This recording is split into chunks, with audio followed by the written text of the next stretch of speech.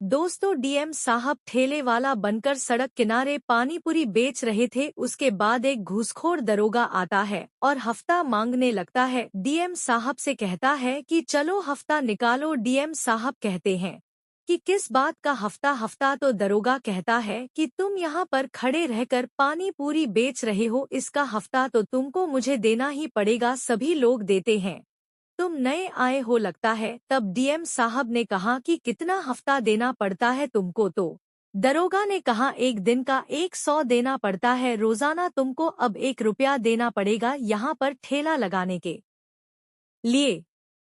इसके बाद डीएम साहब क्रोध में आकर दरोगा के साथ जो करते हैं उसको सुनकर आपके भी पैरों तले जमीन खिसक जाएगी। दोस्तों, आइए जानते हैं पूरी कहानी की सच्चाई इस वीडियो में।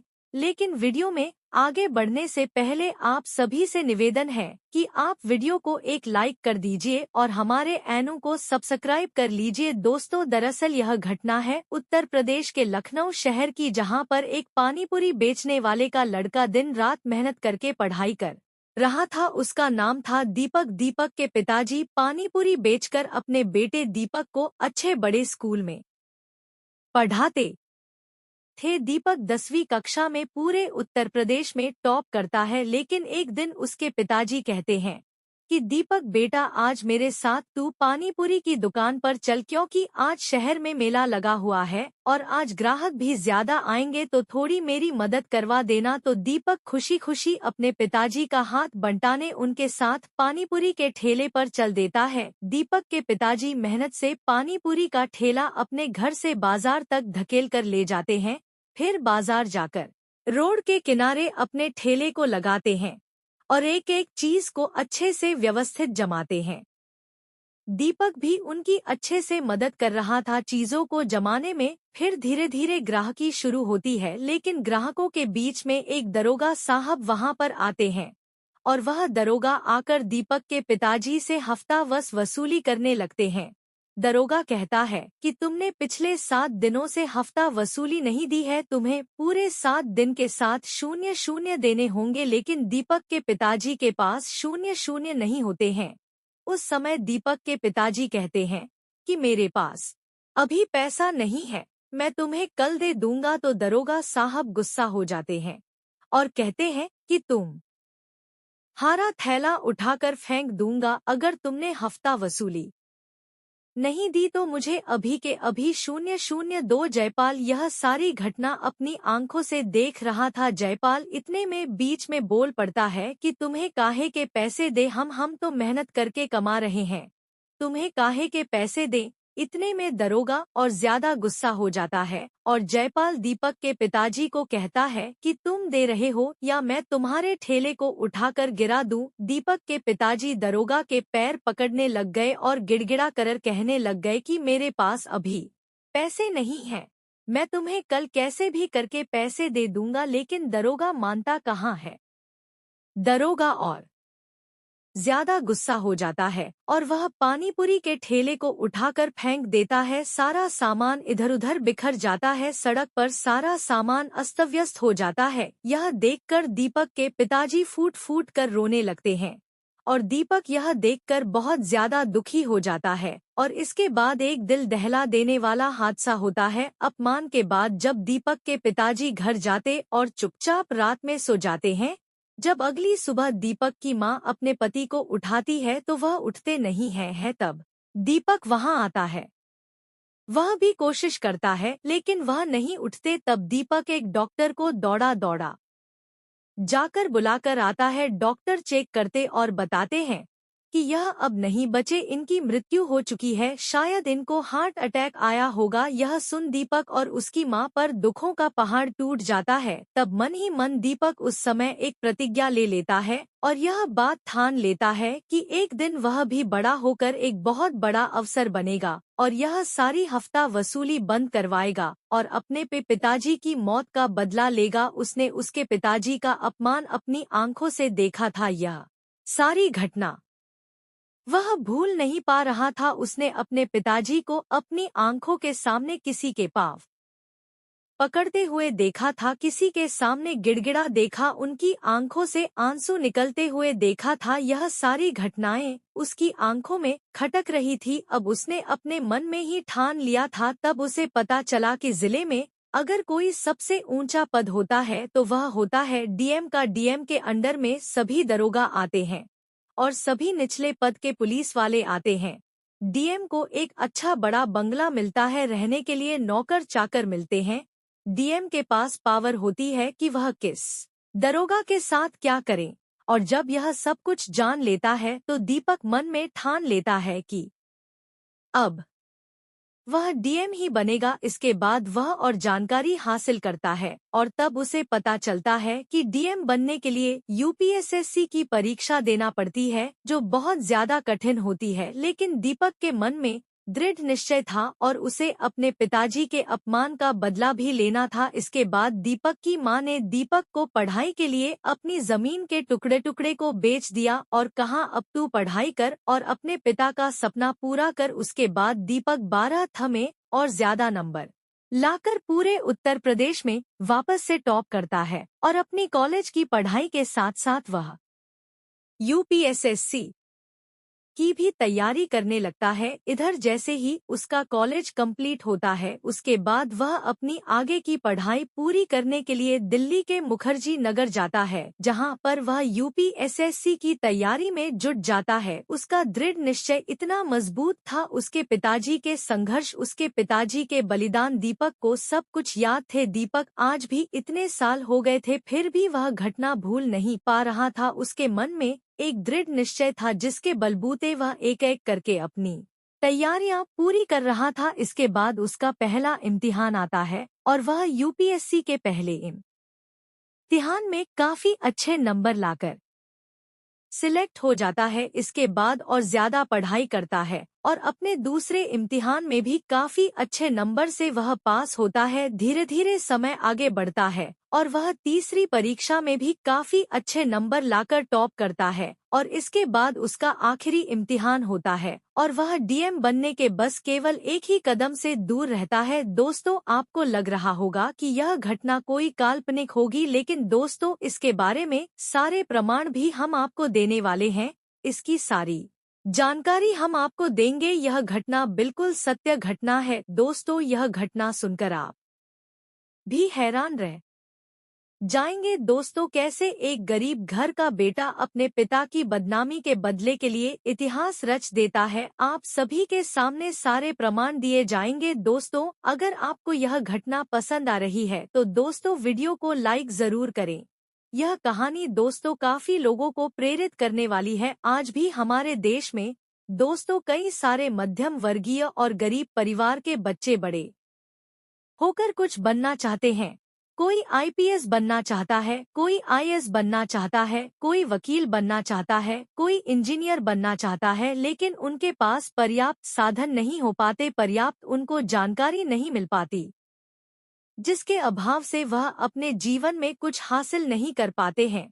दोस्तों आज कई सारे छात्रों को तो यह भी नहीं पता है कि डीएम बनने के लिए क्या करना पड़ता है, एसपी बनने के लिए क्या करना पड़ता है। कई लोग 12वीं तक ऐसे ही पढ़ते रहते हैं और जब उनको कॉलेज में जाना होता है तो उनको पता ही नहीं होता है कि मैं आगे करूं तो क्या करूं, कौन सा विषय चुनूं जिससे मैं इंजीनियर बनूं, कौन सा विषय चुनूं जिससे मैं वकील बनूं, कौन सा विषय चुनूं जिससे मैं पुलिस की नौकरी कर सकूं। उनको जानकारी नहीं होती, लेकिन उनके अंदर काबिलियत पूरी होती है। तो दोस्तों, आगे की घटना के बारे में मैं जानकारी देता हूं। इसके बाद उसका इंटरव्यू होता है। जी हाँ, दीपक का इंटरव्यू होता है और जो कि बहुत ही अच्छा जाता है। इसके बाद जब रिजल्ट का समय आता है और जब लिस्ट निकलती है तब उसका नाम सबसे ऊपर आता है। दोस्तों, जी हाँ, दीपक का नाम सबसे ऊपर आता है। यह देखकर वह गदगद हो जाता है। दोस्तों, अब वह लगभग डीएम बन ही चुका था और कुछ ही दिनों के बाद उसकी ट्रेनिंग होने वाली थी और उसकी सबसे पहली पोस्टिंग होने वाली थी बतौर डीएम ऑफिसर बनकर, जो सबसे बड़ा ऑफिसर होता है जिसके अंडर में सभी दरोगा, सभी पुलिसकर्मी कार्य करते हैं। पूरे जिले का सबसे बलशाली, सबसे असरदार ऑफिसर होता है। डीएम ऑफिसर अपने पिता की दर्दनाक मृत्यु का यह एक सबसे बड़ा बदला था। दोस्तों, अपने सामने अपने पिता की बदनामी, अपने पिता की मृत्यु को देखकर दीपक काफी टूट चुका था उस समय। और दोस्तों, यही चीज उसे हमेशा याद रही, जिससे वह अपने लक्ष्य से भटक नहीं सका। कई लोग होते हैं जो पहले निश्चय कर लेते हैं लेकिन रास्ते में भटक जाते हैं। कुछ लोग पढ़ाई के लिए जाते तो हैं, लेकिन कोई लड़की के पीछे भटक जाता है, कोई प्यार के पीछे भटक जाता है, कोई गंदी आदतों के पीछे भटक जाता है, कोई नशे में भटक जाता है। दोस्तों, का करना तो सब चाहते हैं, जरूरत सबकी होती है, निश्चय सभी करते हैं, लेकिन वह लक्ष्य हासिल करना आसान नहीं होता है। उस लक्ष्य को हासिल करने के लिए अपने मन पर भी काबू रखना पड़ता है, अपने मन को केंद्रित करना पड़ता है, जो दीपक ने बखूबी किया। और किस्मत से उसकी सबसे पहली पोस्टिंग भी लखनऊ में हुई। जी हाँ, उसी लखनऊ में जहां पर उसके पिताजी को बदनाम किया गया था। भरे बाजार में उसके पिताजी ने जिस दरोगा के तलवे चाट, उसी लखनऊ में उसकी बतौर डीएम ऑफिसर पोस्टिंग हुई। दीपक की मां अपने बेटे को डीएम बनकर देखते हुए बहुत खुश थी, क्योंकि दीपक के पिताजी जाते जाते अपने बेटे से कह गए थे कि बेटा, अपने जीवन में इतना बड़ा व्यक्ति बन जाना, इतना बड़ा अधिकारी बन जाना कि एक दिन तू इस दरोगा के सारे घमंड को चकनाचूर कर सके। और आज वह दिन आ चुका था। लखनऊ में दीपक की डीएम के पद पर पोस्टिंग होती है, जहां पर उसको सभी चीज बता दी जाती है। दीपक डीएम बनते ही अपने कार्यभार को संभालता है। अब सबसे पहले डीएम बनकर वह अपना एक काम करने जाता है, और वह सभी दुकानदारों, ठेले वालों के पास जाकर उनसे बात करता है, उनसे उनके हाल पूछता है कि क्या आज भी वह हफ्ता वसूली दे रहे हैं। किसी को तब जानकारी मिलती है कि आज भी वही दरोगा जो 6 साल पहले यहाँ पर वसूली कर रहा था, आज भी वही दरोगा वसूली कर रहा है। रोजाना हफ्ता वसूली के देना पड़ता है। दरोगा सप्ताह में एक बार आता है, पूरे सप्ताह के 001 दुकान से लेकर जाता है। यह सुन डीएम साहब के अंदर बदले की भावना और ज्यादा खतरनाक रूप से जाग जाती है। इसके बाद डीएम साहब मन ही मन ठान लेते हैं कि अब दरोगा को रंगे हाथों पकड़ना है और उसका ऐसा हिसाब बराबर करना है जो वह और उसके जैसे कई सारे घूसखोर दरोगा हमेशा याद रखें। इसके बाद दीपक एक योजना बनाता है, और उस योजना में डीएम दीपक अपना भेष बदलकर एक पानीपुरी का ठेला लगाकर वहीं रोड पर पहुंचते हैं, जहां पर करीब 6 सालों के पहले दीपक की आंखों के सामने उसके पिताजी का अपमान किया गया था, और उस अपमान के चलते उनको हार्ट अटैक से अपनी जान गंवानी पड़ी। वहीं पर दीपक एक ठेला लगाकर पानीपुरी बेचने जाते हैं, और आज दरोगा साहब हफ्ता वसूली के लिए भी आने वाले थे, क्योंकि आज रविवार का दिन था और दरोगा रविवार के दिन ही हफ्ता वसूली करता था। कुछ देर डीएम साहब पानीपुरी बनाकर ग्राहकों को खिला रहे थे। इसके बाद वहां पर वही दरोगा जो 6 साल पहले हफ्ता वसूली के लिए दीपक के पिताजी के पास आया था, वही दरोगा आज दीपक के सामने वापस आकर खड़ा हुआ। दरोगा ने कहा, लाओ हफ्ता दे दो। तब डीएम दीपक ने कहा, किस बात का हफ्ता? तब दरोगा कहता है कि तुम यहाँ पर खड़े रहकर पानीपुरी का ठेला लगा रहे हो, रोजाना की हजारों रुपए में कमाई कर रहे हो, उसका हफ्ता तो तुमको देना पड़ेगा। तब दीपक कहता है, नहीं दूंगा, जो करना है कर लो। तब दरोगा कहता है, मैं तुम्हारा ठेला उठाकर फेंक दूंगा अगर तुमने हफ्ता नहीं दिया तो। तुम अनोखे हो क्या, यहाँ पर सभी हफ्ता देते हैं। तब दीपक कहता है, नहीं दूंगा, अगर फेंकना है तो फेंक कर दिखाओ, मैं भी देखता हूँ तुम क्या करते हो। तब दरोगा को और ज्यादा गुस्सा आ जाता है। इतने में दरोगा पानीपुरी का ठेला पकड़कर उसे उल्टा करने ही वाला होता है कि दीपक दरोगा को एक जोरदार थप्पड़ जड़ देता है, और डीएम दीपक के सहयोगी दरोगा को पकड़ लेते हैं। उसके बाद डीएम दीपक अपने असली भेष में आते हैं और कहते हैं कि मुझे पहचाना। तब दरोगा समझ जाता है कि यह तो डीएम साहब है। दरोगा गिड़गिड़ा कर कहता है कि मुझे माफ कर दो डीएम साहब, मैं आपको समझ नहीं पाया, मुझे माफ कर दो, आज के बाद मैं ऐसा काम नहीं करूंगा। उसके बाद डीएम दीपक कहता है कि क्या तुम मुझे पहचानते हो? आज से 6 साल पहले इसी जगह पर तुमने मेरे पिताजी का ठेला गिराया था, उनको भरे बाजार में अपमानित किया था। तब दरोगा को वह घटना याद आ जाती है। दरोगा डीएम साहब के पैरों में गिड़गिड़ा कर माफी मांगने लगता है। तब दीपक को वह सारा सीन याद आता है 6 साल पहले का, जब उसके पिताजी गिड़गिड़ा कर दरोगा के पैरों में रो रहे थे। तब वह अपने पिताजी को याद करता है और उनसे मन ही मन कहता है कि पिताजी, आज आपका बदला पूरा हुआ। उसके बाद दरोगा को पूरे बाजार में घुमाया जाता है। दरोगा के मुंह पर कालिक पोती जाती है और पूरे बाजार में दरोगा का जुलूस निकाला जाता है। डीएम साहब आदेश देते हैं